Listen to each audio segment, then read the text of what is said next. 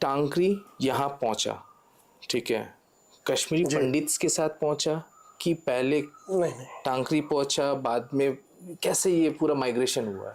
मैंने कहा कि इक्टक जनजाति की वहाँ से आई, उसके बाद ज़्यादातर यही है अवधारणा इसकी, और शायद हो सकता है कि यही सच भी हो कि जो व्यापारी थे वो अपने साथ लेकर आए इसको, क्योंकि व्यापार मूलतः जो भी सभ्यताएं जितनी भी पनपी हैं उनकी सभ्यताओं के पनपने की, उन सभ्यताओं के बदलाव की जो मुख्य कड़ी रही वो व्यापार रहा है पूरी दुनिया में। आप कहीं भी देख लीजिए, जहां पर भी बड़ी सभ्यता रही होगी वहां व्यापार का कोई ना कोई केंद्र रहा होगा, इसीलिए वो बड़ी सभ्यता है। वैसे ही व्यापारी जब यहाँ आए तो अपने साथ वो लिपि लेकर आए, जिसे बाद में टाकरी कहा गया। उन्होंने लिखने का जो तरीका, पहले वो आपस में लिखते रहे होंगे, उनको देखकर किसी स्थानीय व्यक्ति ने सीखा होगा लिखना, फिर धीरे धीरे राजाओं में जो संधियां होने लगी तो उन्होंने लिखने के लिए जिस लिपि का प्रयोग किया, उनमें से भी कोई एक इन्फ्लुएंशियल आदमी रहा होगा जो उनके शासन में रहा होगा, लिखने वाला लेखा जोखा रखते हैं, हम उन्हें कायद कहते हैं। कुल्लू में पहले लोग आए कहाँ से? ये मतलब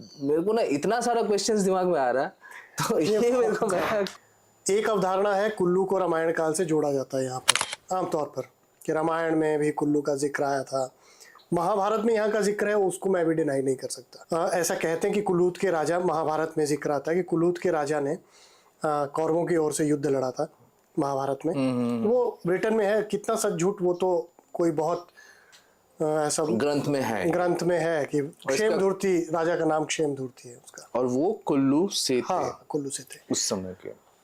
अगर फैक्ट्स के ऊपर बात करें, कथाओं से इतर जाकर, तो हमें यहाँ एक सिक्का मिलता है 1st सेंचुरी का, राजा वीर यश का, कुल्लू में। तो 1st सेंचुरी का सिक्का मिल गया, इट मींस 1st सेंचुरी तक तो हम मान सकते हैं कि यहाँ पर राजा भी थे। कोलितस जनजाति का राजा था, कोली जनजाति। ये वो कोली नहीं है जो महाराष्ट्र में होते, कोली जनजाति अलग है। कोली त्रिपरंपरा का राजा जो था, राजा वीर यश, वो कुल्लू में उसके प्रमाण हैं। वो सिक्का ब्रिटिश म्यूजियम में आई थिंक वहां पर है शायद, जिसमें ब्राह्मी और खरोष्ठी में लिखा गया है, अंकित है, राजा का नाम वो है। काफी पुस्तकों में है यहाँ पर, एंशिएंट कॉइन्स ऑफ इंडिया की पुस्तक में भी शायद वो होगा। अब एक दूसरा पहलू आता है, अगर हम फैक्ट्स, ये तो फैक्ट आ गया कि कुल्लू में 1st सेंचुरी के आसपास, कथा आ गई, महाभारत और रामायण काल में भी इसका जिक्र आता है।